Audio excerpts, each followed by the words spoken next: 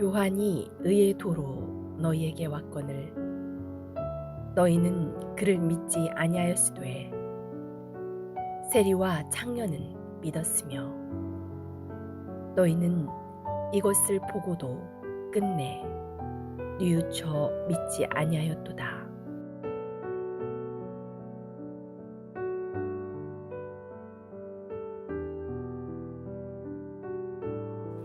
예수님을 반대하는 종교 지도자들은 예수님이 예루살렘에서 하시는 일에 대하여 매우 못마땅하게 생각하였습니다. 성전에서 장사하는 사람들을 내쫓기도 하고 예수님을 찬미하는 어린아이들을 조용히 시키지도 않았으니까요. 그래서 그들이 예수님께 물었습니다. 도대체 무슨 권위로 이런 일을 하는 거요? 누가 그런 일을 할 권위를 주었소? 이들의 질문에는 함정이 있습니다. 이들이 예수님에게 기대하는 답은 둘 중 하나죠. 첫째, 스스로 권위를 주장하거나 아니면 둘째, 하나님에게서 왔다고 대답하는 것입니다. 만일 예수님이 자신의 권위가 자기에게서 나왔다고 주장한다면 예수님을 따르던 백성들은 실망하여 떠날 것입니다. 그러나 만일 하나님이 주신 권위라고 말한다면 이는 신성 모독이 되는 것입니다. 나사렛에서 난 목수의 아들, 제대로 교육도 받지 못하고 랍비로 취임도 하지 못한 자가 스스로를 하나님이 보낸 자라고 하니 말입니다. 이들의 질문을 들으신 예수님이 대답하셨습니다. 나도 당신들에게 한 가지 묻겠소. 당신들이 대답하면 나도 말하겠소. 자, 요한의 세례가 하늘로부터요? 사람으로부터요? 이 질문을 받은 지도자들은 당황하였습니다. 만일 하늘로부터라 하면 어째서 요한을 믿지 않았느냐고 할 것이고 사람으로부터라고 하면 백성들이 그를 예언자로 알기 때문에 백성들의 신망을 잃을 것이기 때문입니다. 그들은 서로 한참 의논하다가 대답하지 않겠다고 했습니다. 예수님도 무슨 권위로 이런 일을 하는지 대답하지 않겠다고 말하셨습니다. 예수님 굉장히 똑똑한 분이죠. 이들 질문의 의도를 알고 그들의 약점을 공략한 것입니다.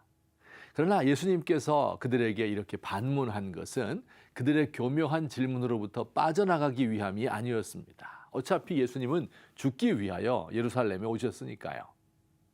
예수님은 이런 식으로 그들의 허점을 찌름으로써 그들의 생각이 얼마나 잘못되었는지를 보여주고자 하셨던 것입니다. 아니, 모든 사람이 다 세례 요한을 하나님이 보낸 사람인 줄 아는데 왜 당신들만 모릅니까? 이렇게 묻는 것이에요.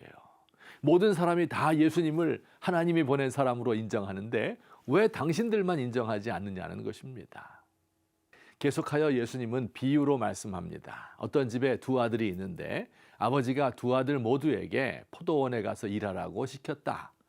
큰아들은 가겠다고 대답해 놓고 가지 않았고 둘째는 싫다고 거절했다가 후에 뉘우치고 가서 일하였다.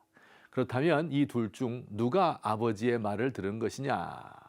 답은 물론 둘째이지요. 자, 이 비유에서 첫째 아들은 누구일까요?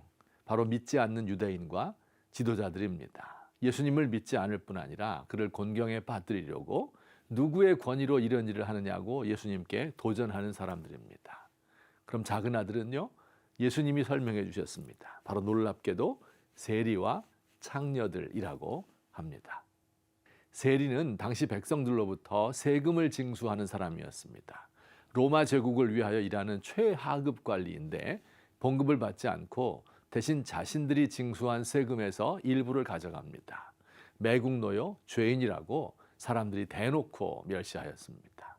창녀는 어느 사회에나 자기의 몸을 팔아먹고 사는 최하층민입니다.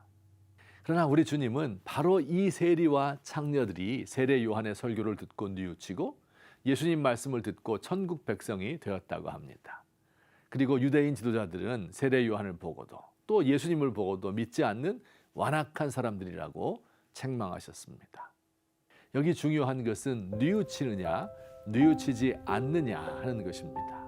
스스로를 의롭다고 생각하고 뉘우치지 않는 사람, 스스로를 건강하다 생각하여 의사가 필요 없다고 생각하는 사람들은 천국 백성이 될 수 없습니다. 아버지의 명령을 지키겠다고 하고서도 끝내는 지키지 않은 첫째 아들과 같은 사람입니다. 그러나 자신이 죄인임을 깨닫고 회개하고 돌아온 사람, 늘 죄의식과 부채 의식을 안고 살아가는 사람, 그들이 바로 하나님 나라의 주인입니다.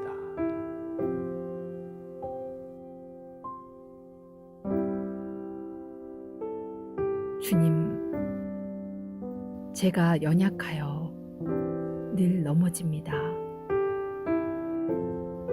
주님 보혈의 은총에 다시 제 몸과 영혼을 맡깁니다. 저를 용납하시고 다시 주님의 자녀로 받으시며 힘을 주옵소서. 제 안에 자리 잡고 앉은 불순종과 완악한 마음을 제거하여 주옵소서.